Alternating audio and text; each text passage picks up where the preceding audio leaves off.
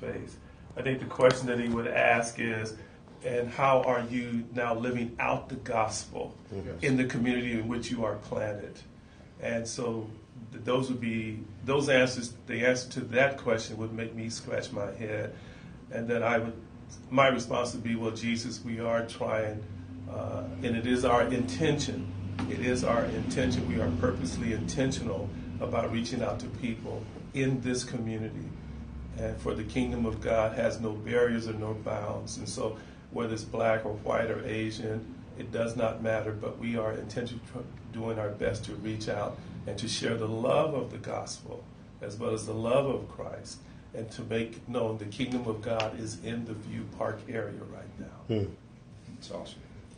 Yeah, I think if I could jump in, at Encounter Church, if Jesus walked in, he would be welcomed, and I think that he would be pleased. I think that's one of the biggest compliments we get, is that we're hospitable and that everybody gets a handshake and a hug, and so I appreciate that. I think that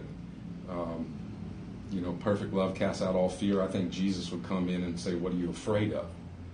And that I think that this is the kind of what's happening in the church is that I think that we're afraid to approach different races as if we can't relate. And so I think that, I appreciate what Larry said. I think that Jesus would walk in our church and say, yes, I love that that he is at the center of our worship, that he is at the center of our preaching. The hospitality and the love for one another is happening there. But again, it's what are you doing with all that the other 6 days a week? And are you reaching out to your neighbor with this same love? And do you desire to want to see Jesus seen and known in your neighborhood? And even if, whatever that means. And so I think Jesus would be pleased. I think that he would also, he'd also come preaching to love our neighbor, He'd also come preaching, and like he did, and to just to love our neighbor. I was just talking to, we're preaching in the book of Matthew right now, and Jesus, he leaves Jerusalem and he goes to the lepers of our culture. And then he goes to the centurion guard, right? Wrong race, wrong uniform, right? Mm-hmm. And then he goes to the sexually ostracized the women.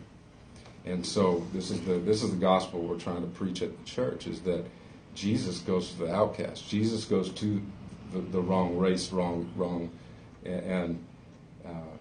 uniform, and he goes to the sexually outcast. Those three cultures right now is the drug addicted, homeless, partiers, also the black, Hispanic, just the different races that we're not used to, and I think the sexually ostracized today is the homosexual community, which you guys addressed last week. Mm-hmm. And so Jesus will be the first to walk right in front of those. And so this is the message we're preaching. I hope that that's what Jesus hears when he walks in my church.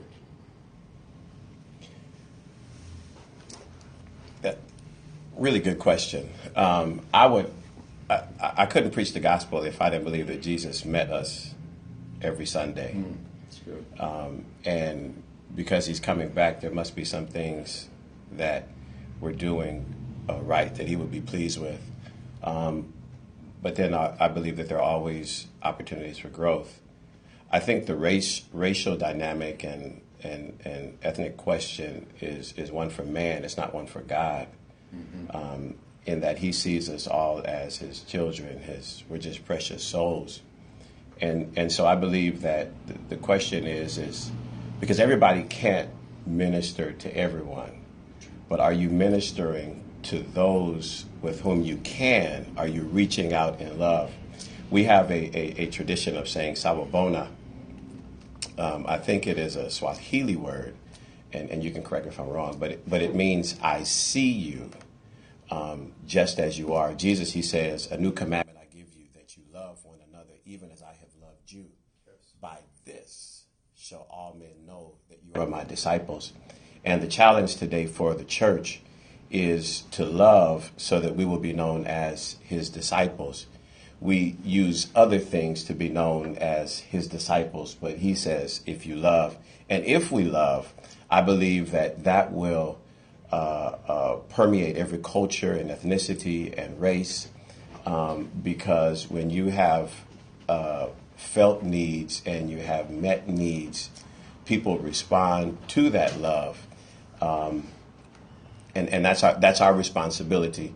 But we cannot reach everyone, but we can reach those with whom God has given us the ability to reach.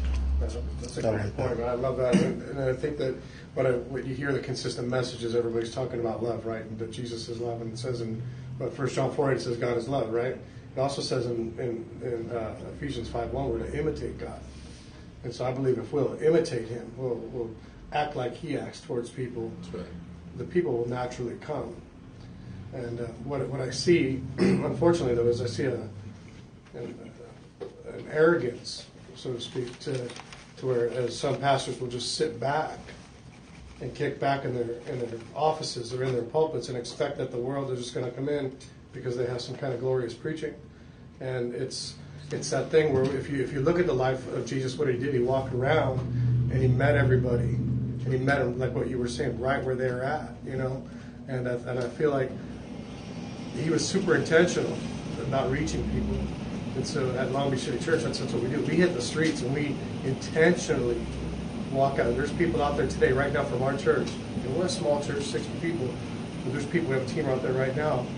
And we've created a culture of love so that we can be intentional with it, but then take it to the streets and not just kick back in the church, open the doors and expect that people are going to just come flowing in because I'm some great preacher. You know, it's pretty arrogant on our part to think that way. And so I love the intentional piece, but intentionally loving people, you know. So, good. I love what you said. Amen. Amen. So with that, with what we have started off with is, and I heard a lot of good things. I think at some point, just because we are laboring in the gospel, and because I know each one of you guys, I know that your hearts are in the right place, and that by itself would welcome Jesus in. As far as what Jesus would see, you know, that's the discussion that we want to have, and I think at some point He would know, because He knows us and He knows our hearts. He knows that we are striving to be that. Yes, as Tommy said, I would love for it to just be when the doors are open, everybody just comes in. Well, that's not the society in which we live. I was listening to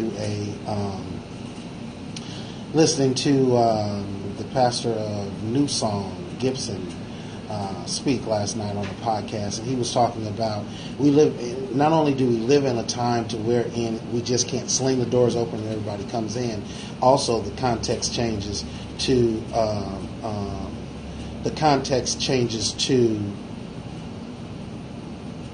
we live in Los Angeles, which is a city of total distraction, to wherein on a Sunday morning you can wake up and I can choose to go to the beach, I can choose to go to a Laker game or a Dodger game. Unfortunately, they lost last night, and I'm dealing with that.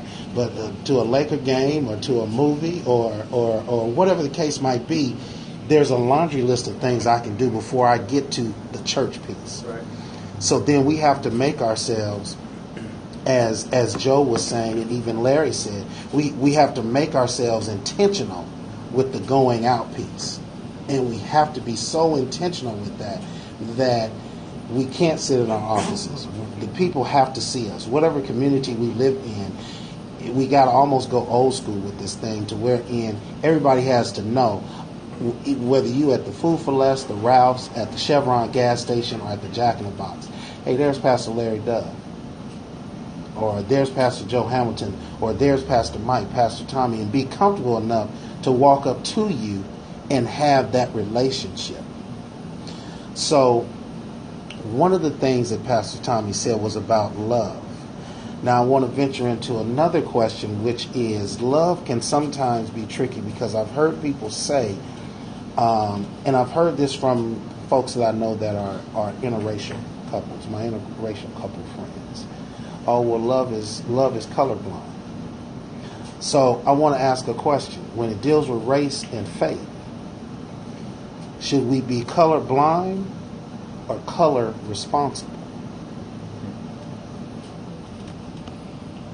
Well, I'll jump in because I'm the white guy here, right? And One of the white guys. one of the white guys. I'm sorry, man. Yeah. Right. No, look, I grew up in an Air Force town, and where it was just a mixed bag, right, of races, and so I grew up with my best friend being Robert Cheatham, Michael Tucker, Ernie Gomez,